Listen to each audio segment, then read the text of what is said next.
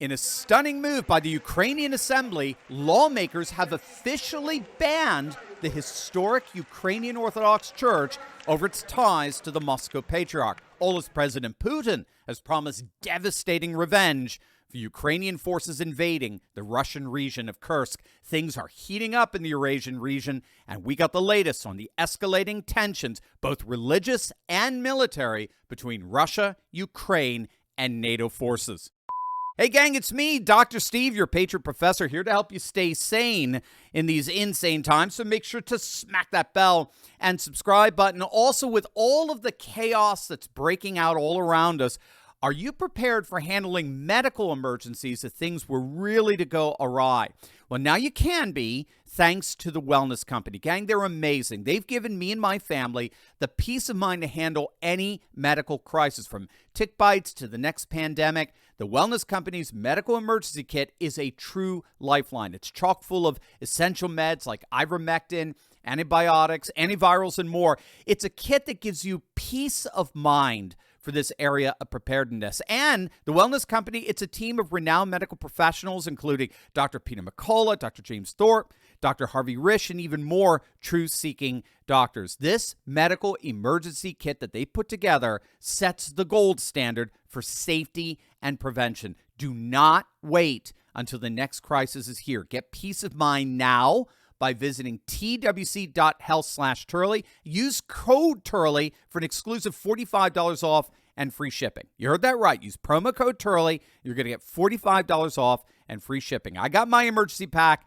Now it's your turn. Click on that link below right now.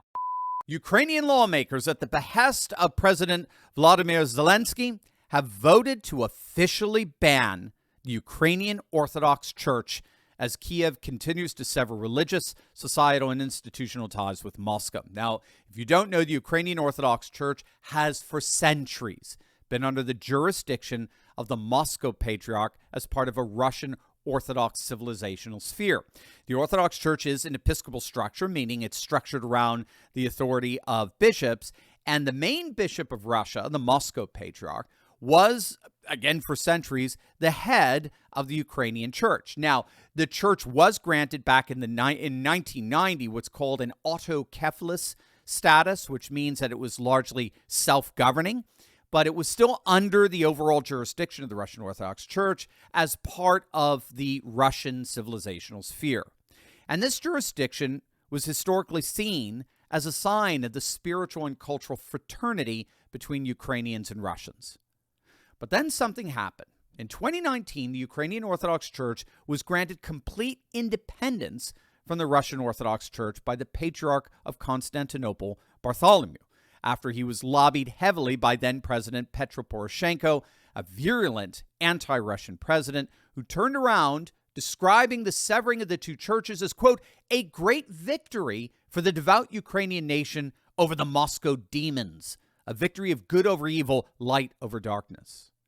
And of course, the Russian Orthodox Church, which was fraternally connected to the Ukrainian Church for centuries, was absolutely furious over that Constantinople Patriarch interfering in their jurisdiction that way without so much as consulting with them and the like. And so this created an enormous rift in the Orthodox Church. It was a rift between now two Ukrainian churches, the historic Orthodox Ukrainian Church and now the new Ukrainian Orthodox Church of Ukraine, which is now this new totally separate denomination, as it were, away, completely removed from Moscow. So you actually saw the severing of the church inside Ukraine. And as a result, the Russian church basically rejected the legitimacy of Patriarch Bartholomew. And they see him today really as nothing more than just a lackey for bullies in Brussels and for Biden and the like, who are actively trying to steal. Again, this is the Russian Orthodox perspective. They're actually trying to steal Ukraine from what Putin called the spiritual space and the spiritual home of the Russian Orthodox civilization. So whether we like it or not, that move back in 2019 to sever the Ukrainian church from its historic Moscow base appears to have factored into, at least in part, Russia's decision to invade Ukraine and in their minds rescue eastern Ukraine, which is ethnically Russian, from the secessionist forces of the collective West. And that rescue also involved the historic Ukrainian church that is in alignment with the Moscow Patriarch. So now Ukrainian lawmakers have responded in kind by officially banning that historic Ukrainian Orthodox church from what is left of their nation. Now, again, it's just a stunning turn of events, which leads us into the latest on the battlefront, where Ukrainian troops have successfully penetrated into Russian territory in the region of Kursk in a surprising offensive that appears to have caught Russian forces off guard. According to Ukrainian officials, the incursion into Russia is for the purpose of creating what the Ukrainians are calling a buffer zone on Russian soil, which is leading a number of pundits and military experts to ask, how on earth do you propose to maintain this buffer zone inside Russia? I mean, you got no aircrafts, you got no massive reinforcements, you got no real supply lines. How on earth do you think you're going to maintain control of this area? And to make matters even worse, what precisely would be the point of this buffer zone in the first place? What does that even mean? The claim seems to elude any rational explanation. Even the legacy media that's been pushing pro-Ukrainian propaganda nonstop these last 2.5 years, even they're starting to question the rationale of this whole incursion. Russian officials have their own explanation. Their explanation is that Ukrainian forces actually originally tried to capture the Kursk nuclear power plant, but failed in that operation.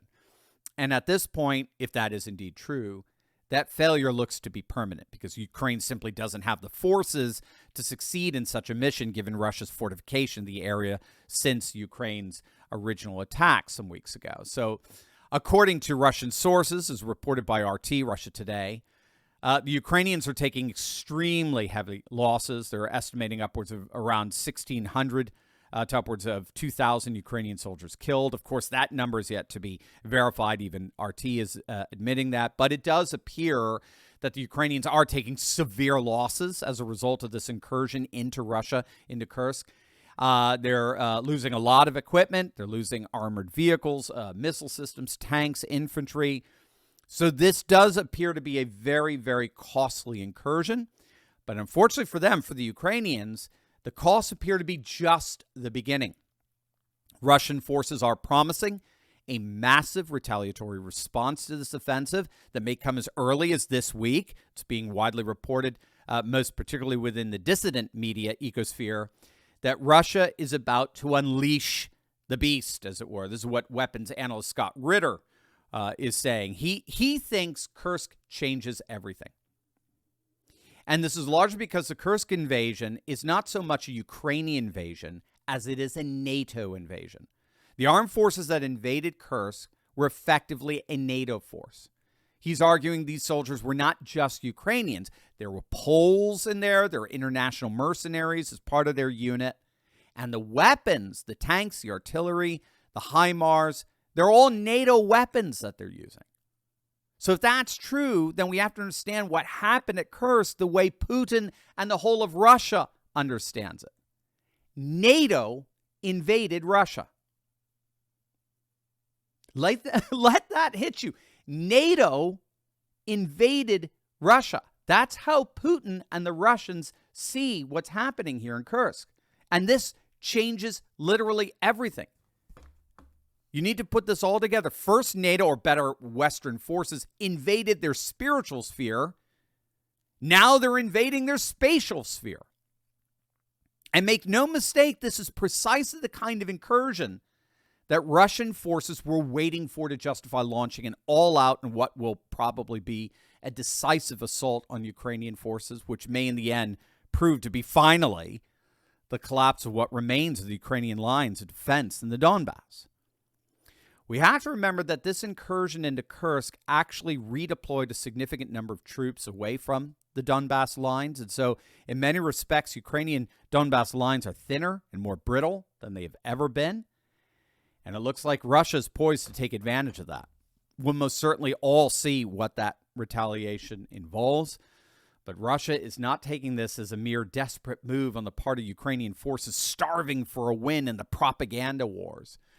If Ritter is right, Russia's seeing Kursk as nothing less than invasion of their motherland by the very NATO forces that Putin has been warning Russians about since at least 2006, for the last 20 years.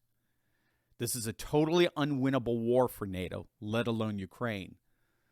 Let's pray that cooler heads prevail as they witness a retaliation that may indeed devastate Ukrainian forces once and for all.